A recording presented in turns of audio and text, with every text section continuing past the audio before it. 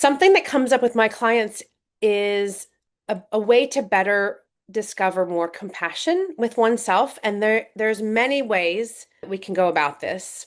So I can address this from different vantage points, one of which is looking at brainwave states. And the reason I like this is it's very interesting to me that our brains at any given time, at any point in the day, are operating in different frequencies. And there are various brainwave states: alpha, beta, gamma, and theta. Did I say them all? Delta?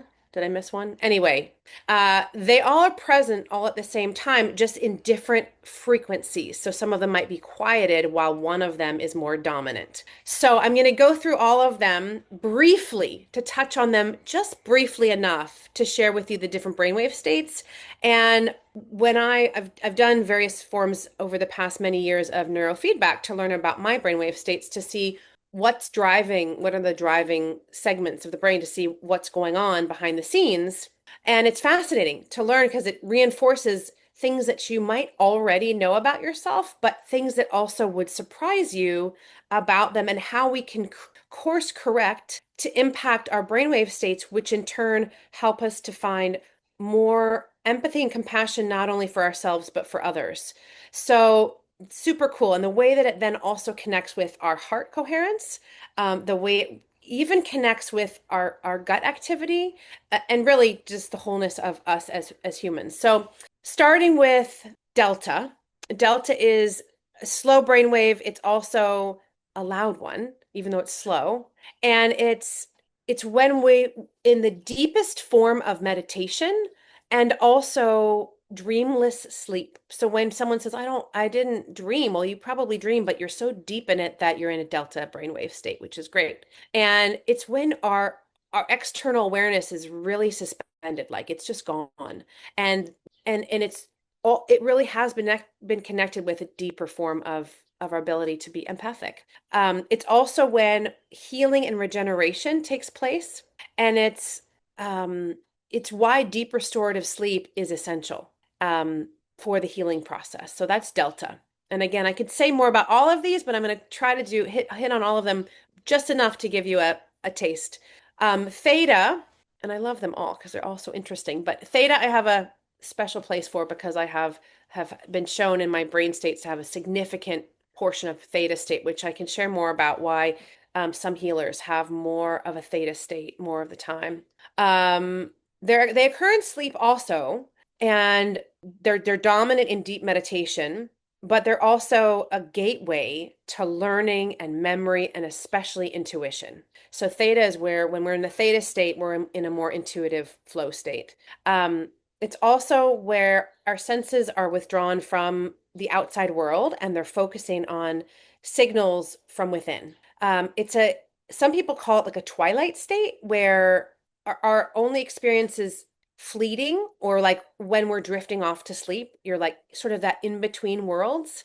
You can go, that's where often where theta brainwave state is present. And in theta, we're in dream or vivid imagery, like vivid imagination, where images come and where, again, intuition is very present. And then information beyond our normal conscious awareness is very present. So information just comes in and we don't really know how, we don't know why. It's just where there's something coming in that's from, you're in a theta state. There's a more open channel happening.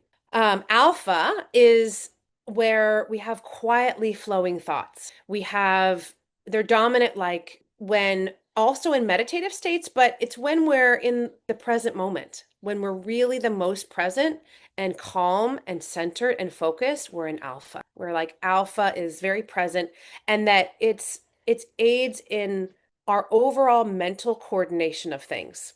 It's also where we feel, again, like I said, calmness, we're alert, there's a mind body integration going on, and we're in a deeper state of learning. So we're open, we're calm. It's where Buddhist monks get in when they're meditative, they're calm, they're focused, they're present. So alphas are really, when you feel that way, you're probably in alpha state, more dominant, I mean. And then beta is probably more of what I'm in right now because I'm talking, teaching, projecting, and that it's where your consciousness is your attention is directed towards more cognitive tasks, like well, that are in sort of the outside world, and it's a little bit faster activity. So that's there's there's regular beta and then there's high beta, but where we're more alert, we're attentive, we're engaged in problem solving. It helps with judgment and decision making and just general focused mental activity. Sometimes we can be too much in beta, and then it's hard to, it feels like it's hard to come down, and that's where sometimes I help clients where shifting from beta into other, so other brainwave states can come in and calm our nervous system. But we all have these. And of course, there are some people that are just more conditioned because it's how their brains have been wired. We all have ways that our brains naturally are wired, or that we've trained our brains to be wired.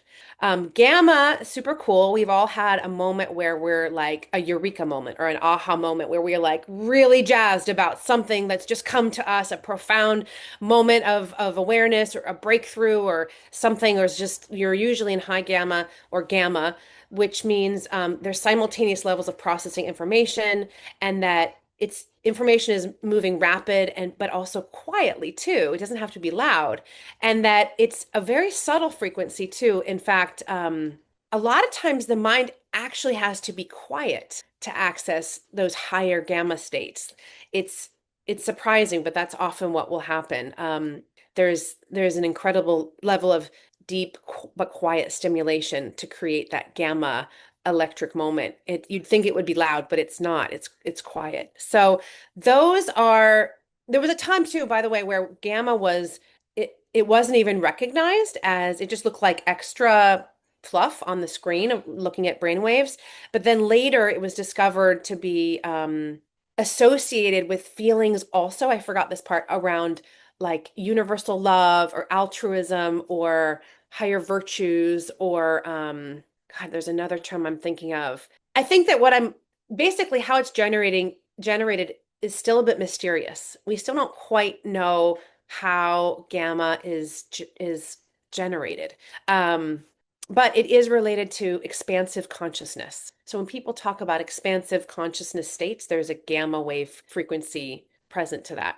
So those are the main brainwave states. See if you can think about how they relate to you at different times, whether it's sleep state or wake state or um, the different experiences I was describing. There's lots more information about all this, but I wanted to give a snapshot because being involved with learning around neurofeedback and around my different brainwave states, especially at different times of the day, doing different kinds of things, has been pretty interesting to me and really validating too around how we are who we are based on our brainwave states.